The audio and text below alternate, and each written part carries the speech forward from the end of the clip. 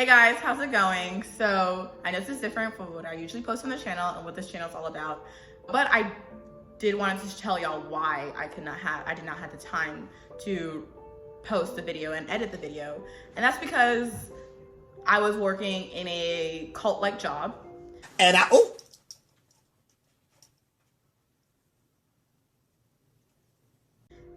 this video is going to be all about why me and a fellow other co-workers, now we're all friends, all quit our jobs. So, you know, get excited. Hey y'all, I'm Nicole. I'm Stephanie's new friend, ex-co-worker. Hey guys, my name is Sarah. I am Stephanie's new friend, ex-co-worker. What were you expecting the job to be versus what the job was? So, who wants to answer that question first? I would say I was expecting a job to be an office job where I would probably be on the phone calling companies and trying to market whatever it is that we were supposed to be selling to the companies, versus us going outside in the Texas heat, being outside begging people to donate to us. So yeah. Yeah, I'm pretty much on the same boat. Like 1 billion% thought it was strictly an office job. 1 billion, no. I really did think it was an office job. That's the way that they advertised it. That's the way that they made it sound during both the interview processes. And then during my shadow day, they were like, oh, well, we're gonna just take you out into the field. And I was like, oh, cool. Like, I get to do this every once in a while, standing out in the Texas heat for 5 or 6 hours, not getting paid hourly, which is great. And so anyway, yeah, I thought it was office job, and it definitely, absolutely was not. It was a scam. That's what it was. So I thought the bottom tier was going to be an office job, and like, you know, that's when we were learning what we had to learn, because we did have to learn on this job. And then like they did say that in the second tier, then that's when you would actually do the fundraising, and that's when you were going to start being paid the 30% commission. But they made it seem that, you know, we would be supplemented with hourly pay. And they also made it seem that, you know, when you're on the bottom tier, you would also be being paid hourly pay, and you would be working in the office learning these systems of how to do the next step on the ladder. And so we were not even paid when we had to be in the office from 8:30 to 10:30, and that's like at 10:30, that's when we'll all split our ways to go to the hot outside Texas sun. Driving in your own vehicle, not getting compensated for maintenance or gas. They said that they would to me, but then they never provided any information. They just tell you to record your miles so you can use it on your taxes. No. They said that. Yeah, they said that. We were not paid for the 2 hours, 3 hours. We got up early in the office every day. That was not paid for. So we were strictly commission based, like commission pay. And so we would be outside in the hot Texas heat, asking people for money for a nonprofit organization that, you know, I don't really believe in it. Not selling a product, not selling anything, just basically selling the idea of a good feeling. Basically. With all that said, what were the red flags that had y'all a little bit concerned? I'll start. My first red flag right from the very beginning was the fact that I got randomly called for an interview to a job that I had never in my life seen or applied to. Not even before you started that job. Before I started. I was like, what? I mean, I do want this position. This is what I've been applying for on job websites, but I've never heard of your company before. But then I was like, I need this job, so I'll give it a shot. Okay, so my first red flag was, it should have been a red flag, but I did ignore it. I'm gonna be honest, I was drinking that Kool-Aid really hard. I ignored the first red flag. My first red flag was I had gone through both of the interviews and still had no idea what the hell I was signing up for. That was my red flag, and yeah.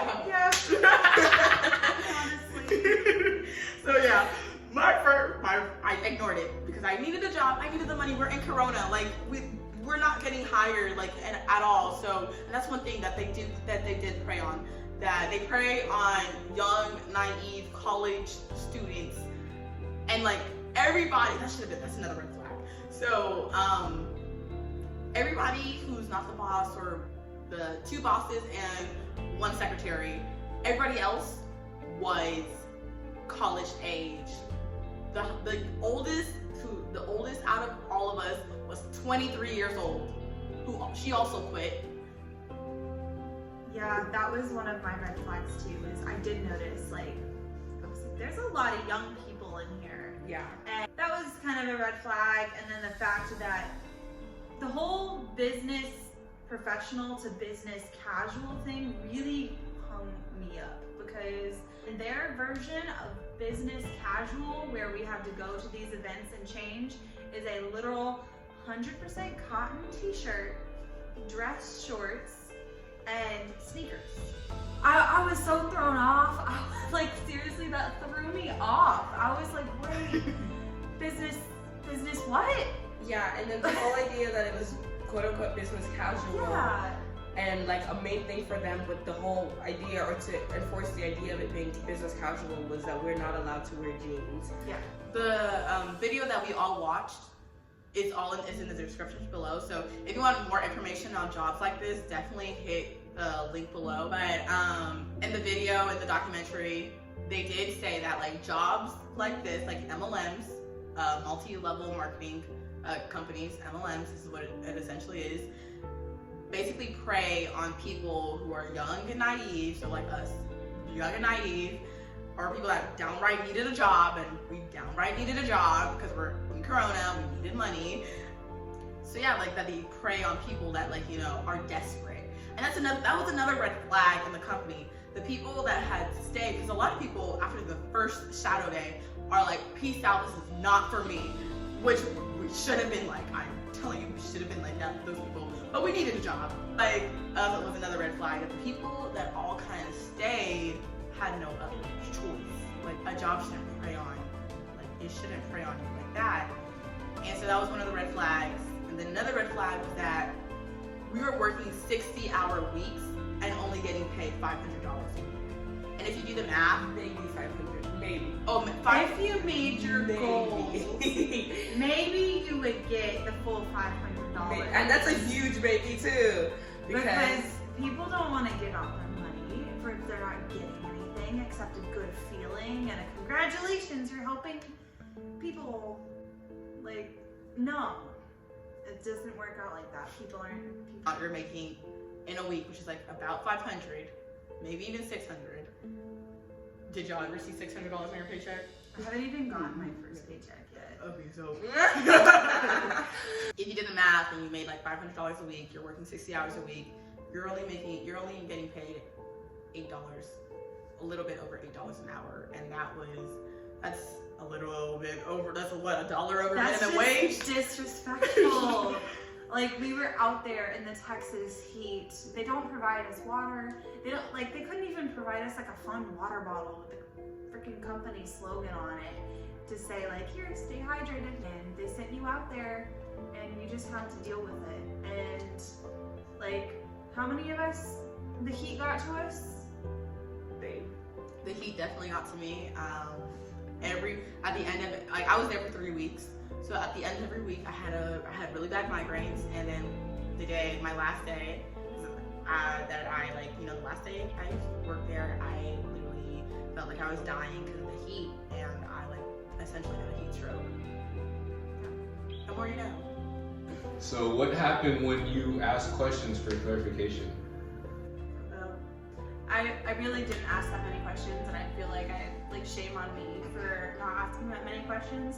One of the questions that I did ask was about the pay, because I was confused by like the third day. I was like, what exactly am I making here? Is this a salary job? Is this hourly? Like, what's going on? They just told me you're gonna be making $2,000 a month, and I was like, cool, that's something.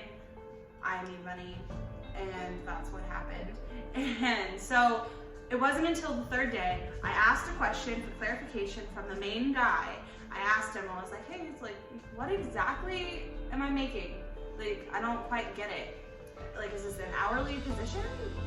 And he was like, oh, no, so you're making like 30% of what you fundraise in a day, or, and he was just like, no, but once you get that next promotion, it'll be better, the pay will be better. And I was just like, all right. That was a huge red flag for me. Yeah. I feel like definitely I'm in the same boat with Sarah. I didn't ask a lot of questions. I mean, everything seemed clear and just like fun and chill and whatever.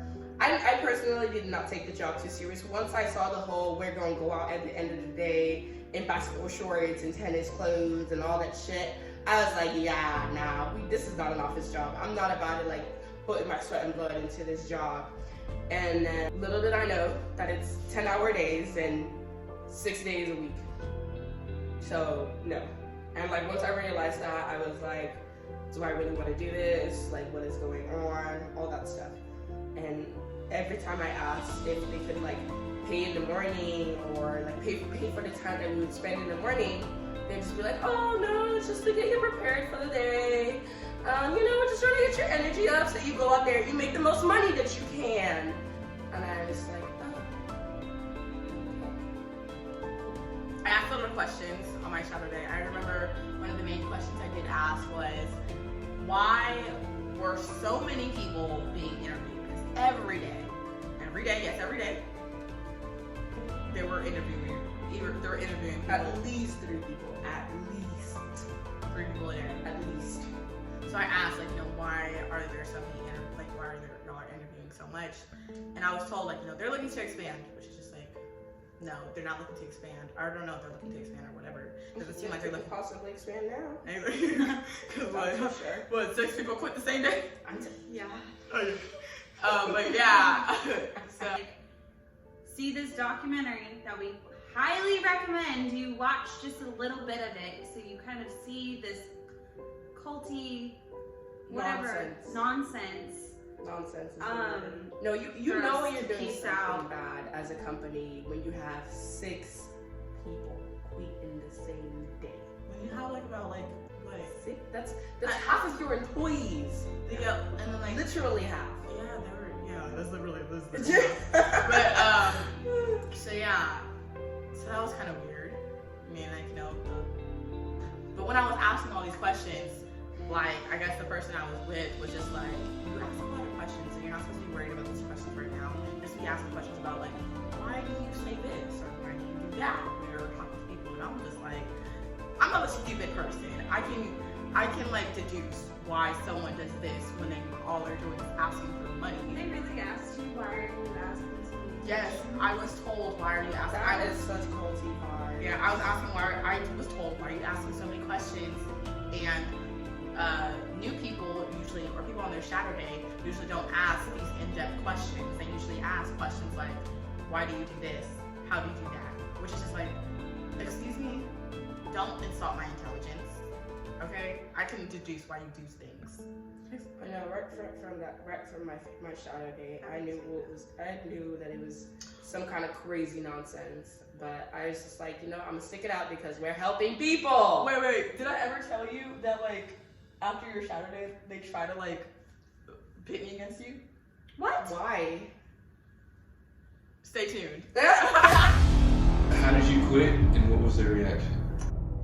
I bet they're moving their office, they're piecing out, they're jumping ships right now because I don't know what the fuck's going on. I know I need this job, but what the fuck?